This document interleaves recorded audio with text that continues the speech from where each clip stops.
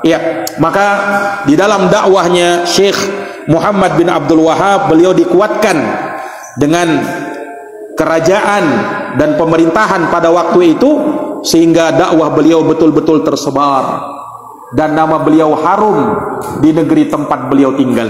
Dan sampai pada hari ini Syekh Muhammad bin Abdul Wahab itu diagungkan di negeri Saudi Arabia, karena memang ya beliau didukung oleh kerajaan, dan sampai sekarang kitab-kitab beliau diajarkan ya, dan keluarga-keluarga beliau itu diistimewakan oleh raja.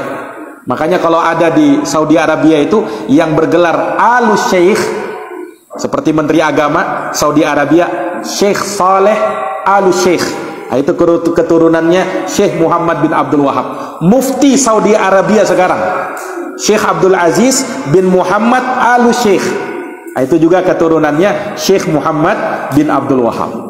Jadi memang diistimewakan karena memang berjasa, termasuk beliau berjasa di dalam membentuk negara Saudi Arabia. Nah, ini para hadirin yang dirahmati dan dimuliakan oleh Allah Subhanahu wa taala. Iya, dan dakwah beliau subhanallah tersebar bahkan sampai ke negeri kita. Pengaruh dakwah Syekh Muhammad bin Abdul Wahab rahimahullahu taala betul-betul tersebar. Nah, sehingga banyak orang paham tentang akidahnya, paham tentang tauhidnya. Iya, di dalam agama ini, dan ngerti apa itu syirik dan tidak bolehnya untuk berbuat kesyirikan. Ini berkat dakwah Syekh Muhammad bin Abdul Wahab. Makanya lihat kitab-kitab beliau tersebar, diajarkan di pondok-pondok pesantren Ahlus Sunnah wal Jamaah. Kitab-kitab beliau menjadi rujukan terutama di dalam bab tauhid al-uluhiyah, di dalam masalah tauhid al-uluhiyah. Nah, ini para hadirin yang dirahmati dan dimuliakan oleh Allah Subhanahu wa taala. Dan adanya kitab-kitab beliau dan terus tersebar diajarkan di mana-mana, ini menunjukkan keikhlasan beliau. Hakada nahsibuh wallahu hasibuh. Demikian yang kita sangka kepada beliau, dan tentu Allah Subhanahu wa taala yang lebih tahu isi hati manusia. Tetapi di antara tanda seseorang itu ikhlas manakala apa yang beliau ajarkan dan pengaruhnya betul-betul tersebar. Makanya pernah disebutkan dari Imam Malik rahimahullah. Imam Malik itu beliau punya kitab Al-Muwatta. Muwatta'nya Imam Malik.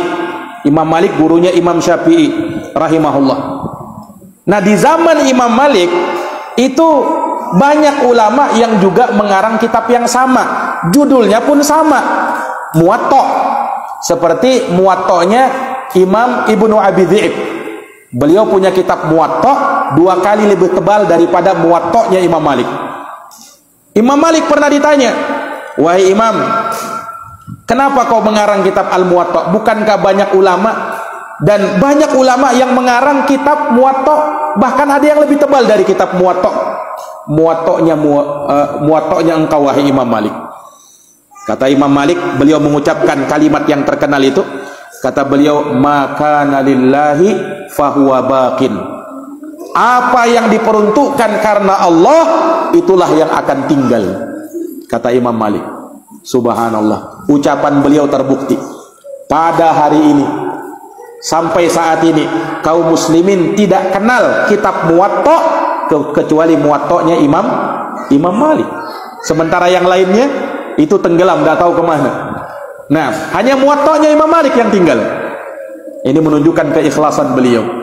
Tapi bukan artinya Ibnu Abi Dhi'ib dan ulama yang lainnya tidak ikhlas, bukan artinya begitu.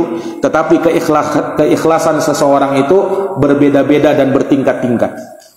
Nah, Syekh Muhammad bin Abdul Wahab, lihat kitab beliau tinggal, ya kan, dipelajari, diajarkan di mana-mana. Ini menunjukkan keikhlasan beliau rahimahullahu taala.